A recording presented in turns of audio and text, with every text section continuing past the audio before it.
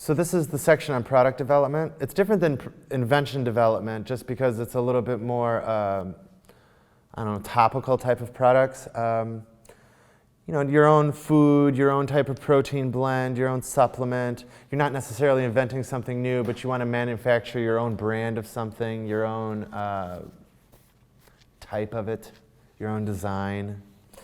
So, you know, let's suppose you have an idea for your own product. Either you want to invent something totally new, which is the invention in the next section, or you want to create an interesting version of what already exists. One really popular example is this Kylie Jenner and her Kylie Jenner Cosmetics. You probably don't have the same promotional platform that she has, and that's probably the first thing you think. It's like, I'm not in the same position she is. But in a way you are, because if you have a better idea in mind of a product you would like to sell, really probably the best way to go is to contact a factory who produces that sort of thing. And what she did was she would have sat down with a team and she would have said, I want to create a cosmetics brand. So she would have sat down with a cosmetics type of team. And they would have understood all the different details about what it means to create this sort of product. And they would have said, well, what is important to you? And she would have said, well, I've always wanted to have bigger, fuller lipstick and lips and appearance of lips. So they would have said, okay, these are your options. You can use this type of material to have a fuller appearance, to have a bigger appearance, to have the colors that you want, to have the consistency you want. And they would have understood things like packaging as well, like how to make it look a certain way and feel a certain way. So she didn't actually think of it at home and develop her own product. She had her money, and then she contacted an organization that understood all of these things, but the recipe that they eventually produced belonged to her. And it's, you know, this sort of production is available for cosmetics or fitness supplements or health supplements or molded plastic products or clothes and many others, many others. It's, if you need to, you can go beyond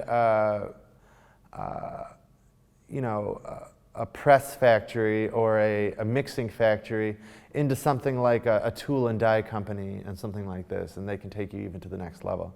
But that really starts to get into invention where you have to make a prototype. So anyways, when it comes to these type of manufacturers, I really recommend you shop around. They'll have different terms and they'll have different personalities, really, and they'll have different prices and different capabilities. Like maybe it's a more mature manufacturer, so they already paid off their machines, and so they can offer you a better price, or they can take a more benevolent attitude towards you in the quest to get this product developed initially. My own personal experience came from fitness nutrition supplements.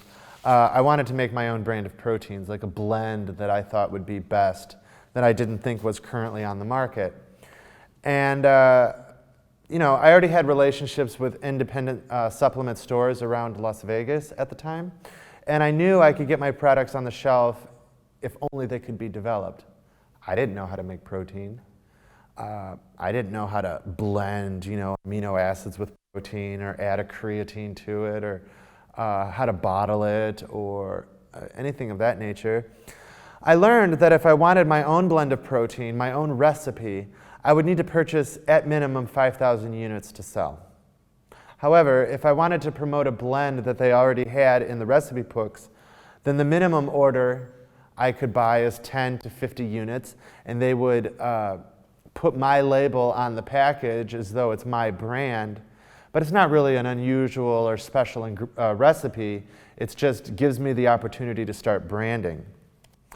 I will say that eventually I decided to become an affiliate for my own brand. I didn't like the idea of taking some cookie cutter recipe and just trying to brand with it and spending all this time to brand with it. However, in hindsight, what I wish I had done, what I think I should have done, is to take their house blend and build name recognition for my brand to the point where moving 5,000 units of my own recipe more or less an upgraded version of this business model would have been viable. Like I would have already built a certain following who liked the cookie cutter brand that I had put forth. I mean, because there's not so much difference between proteins. When you scoop it out of the package, you don't know the difference. It comes down to taste and a little bit how it makes you feel, but it really comes down to trust for the brand. You know, in other words, I should have built my way up to earning freedom that I was searching for, brand freedom. You know, but eventually, when you go to create your own recipe, the professionals will really understand the details that you don't even understand to look for. They understand, for instance, in the case of making a cosmetic companies, they understand how to get consistency and appearance of the product. They know how to make it long-lasting. They know how to make it with certain colors. They would have also had expertise about colors that aren't so popular or haven't worked in the past or maybe could work but aren't currently being utilized by a competitor. Like I said, you probably don't have 100 million followers like she had, but so it'll be a little bit more work, but the business model is still available to you.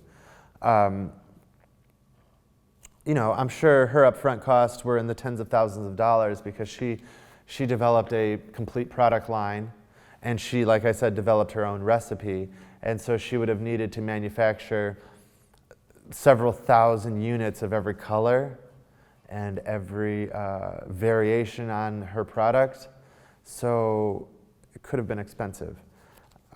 So, you know, keep it simple in the beginning. Maybe don't start with cosmetics. I generally think cosmetics is a very difficult business because the individual units don't sell for very much, and there's all these different colors, and there's all these different aspects to it. You really got to go into it with a lot of momentum, I would say. So some key concepts to product development are define your product. You know, define the problem. We keep on saying it over and over in this course. The way to choose what product you're going to sell is not necessarily by saying, this is what I like, even though that might be a piece of it. It really is saying, this is the problem I wish to solve. Maybe the better way to do it, because you really do want to identify your own passion, it's, this is what I like, and this is a problem within the industry that I like. This is a problem I'm having with what I like, with what I'm passionate about. I love riding horses, but the saddles kill me. I love riding horses, but I get pain in my legs when I ride too much. I love riding horses, but my horse gets sick too much. Why is that? I love having horses, but the waste from the horse just piles up. What can I do about this? You know, solve a problem.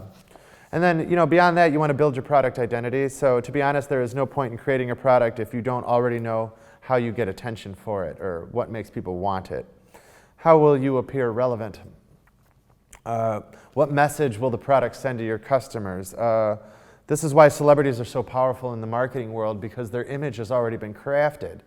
A brand can say, you know what, I want my new cologne to seem a little bit interesting, a little bit mysterious, rugged for men out in the wilderness maybe.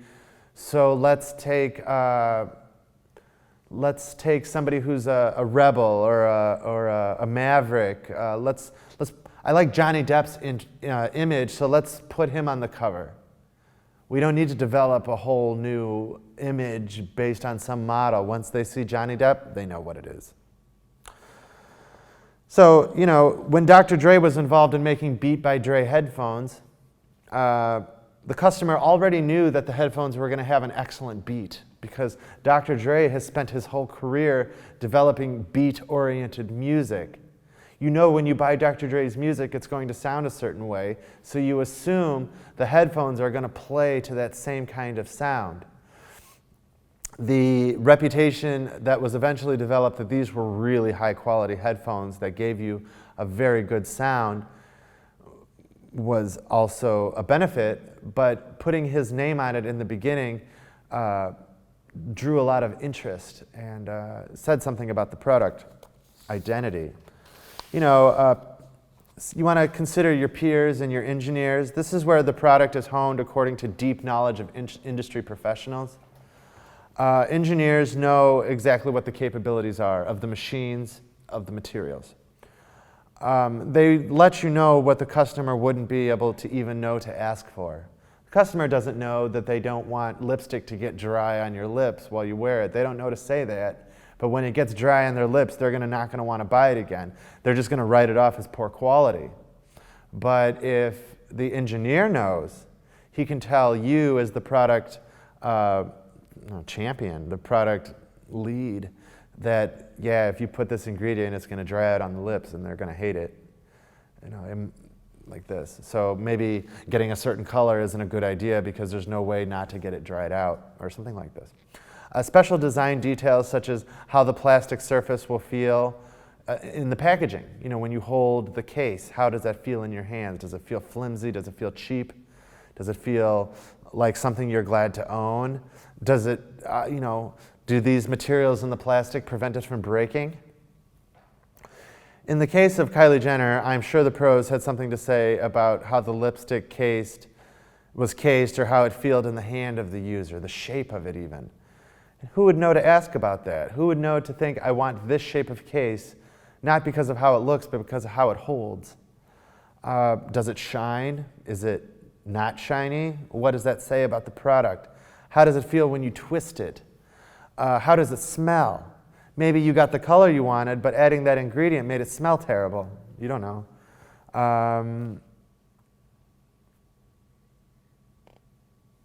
Subconscious sense of quality. So the pros would know these things a lot more. They live it. Consult with them, trust them. Be willing to pay a little bit for them. Be willing to pay a lot for them. Beyond that, once you have your initial, samples, you need to test them. Quality means everything. And maybe there was something wrong in the manufacturing process that even the engineers didn't know. Maybe one of the employees poured too much of a certain ingredient in and now it's ruined. And you do not want to go to the shelves with this inferior product. This is why it's so easy to buy certain brands at discount stores because, for instance, Ralph Lauren, if the shirt doesn't feel right, it doesn't go to one of his stores, it goes to TJ Maxx, or it goes to Ross, or it goes to eBay. People believe in your brand because you've already proven quality to them.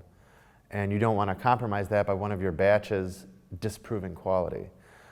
Usually it's the responsibility of the manufacturer, but it's not something you want to blindly accept either. Test each batch of manufacture. And then, beyond that, it's important to position your brand. You want to do your market research. You want to do your branding because manufacturing is final. So if you need to understand what stores it's going to be in and how you're going to market it, and the bigger the batches you're going to manufacture, you need to understand where it's going to go. Don't get out of the early stages of product development and start, developing 10,000 units and then be like, well, okay, how are we going to sell this? No, you need to know. You need to ask your customers and then ask them again. Do you still feel this way? Do you feel the same way you felt last month? Ask new customers. Ask every demographic. Ask your target demographic, your target market. Your packaging, tagline, ad content, and ultimately your entire marketing campaign falls into positioning your branding. Production efficiency. This is where you audit the production process. Of course, making sure the products are without error. But really it comes down to product demand versus production costs. How much of each thing do you produce? Producing more will bring down the cost of materials because you can buy larger quantities, but produce too much of the wrong product and you're left with excessive unsold inventory, which will be the death of your business because it eats up your budget directly. Retooling, enough is never enough. Be consistent, but be consistently ready to review your product's place in the market. Constantly review everything. It means going over all steps of this process again and again, searching for areas to improve or modify. That's why products have multiple versions. That's why Beats headphones, for instance, look different today than they looked when they were first released. They sound different today. Part of it was probably for cost benefit. They realized, oh, well, if we change this ingredient a little bit or this component, we get similar sound.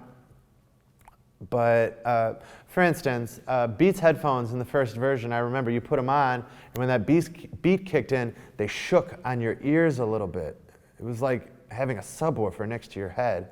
I thought it was an awesome feeling. I understand other people didn't like that. And now, if you buy, I don't know, I think they're on to the third version of their studio headphones, or fourth. They don't do that anymore. You still get a really nice sound, really high quality sound. If you listen to your music in waveform or in even higher format, you get all of that sound information. But they're more like noise canceling headphones now. They decided that their target market, maybe some of them, like myself, liked that feeling like you were really in a beat-oriented environment, but they wanted to expand their market, so they decided to calm down that feature. And it's fine. I got the new ones too. It's not a problem. Once your product is really established, you can outsource. So you want to really get it honed, and you want to get it to where your first public offering and your first few generations of product are with a manufacturer close at hand, so you can work with them, and so you can retool. But I know you want to save money. I know you want to get the most profit possible, so eventually you're going to want to outsource. And maybe outsourcing is the only way in the beginning, but you're not going to be able to work as closely with them as you would like. I do know that the Chinese manufacturing places are extremely attentive to your desires, but they notoriously overlook quality from time to time. So starting with a local manufacturer is the way to really push for what you want. Okay, so let's talk about steps to building brand identity. Step one, determine brand potential. And then, this comes down to where could you stand in the marketplace, and who could your customers be, and what is important towards driving growth. Determine how you want your customers to view your product. Research competitor websites, search engines, advertising to know your competition. It's determining what's going on in the market and trying to decide where your product fits in. And then you want to establish your unique value proposition. We talk about this over and over again. How can you solve the problem in a better way, or at least for a better value? You want to use this understanding or these conclusion to form a descriptive opinion, a descriptive message about the product and about your brand, and because you want it to embody your company's brand meaning. What problem you're solving, communicate it. Are you just trying to make things better? Well, communicate that. Explain how you make it better. Use snappy, crisp expressions. It shows that you're sharp, that you're somebody who can be trusted. If you've got to overspeak your points, it doesn't sound dependable. It doesn't sound polished. But really, at the end of the day, the reason you made the thing is the reason people are going to buy it. So just express yourself. Keep those expressions consistent to the brand format you've chosen. Well, the third step is developing your brand's creative elements. This is how it's going to look and feel and the voice of your brand. You want to evaluate the demographics that are going to be interested in your product and tailor the appearance and voicing to them. You want to, honestly, you want to base it on identity, their professions, their social preferences, their age, their gender, where they come from, and who else is selling to them. You want to determine your packaging, and you want that to be consistent with the messaging on your website and on your social media. And you want to, part of that consistent messaging is colors and fonts and logo. And you want your website and social media obviously to look similar too. You want all of that to have a consistent appearance. And if you have locations, you would like to also tailor your location appearance to reflect what's also on your website and social media. The fourth step is to implement strategies to establish the brand identity. So you may want to consider where you will advertise.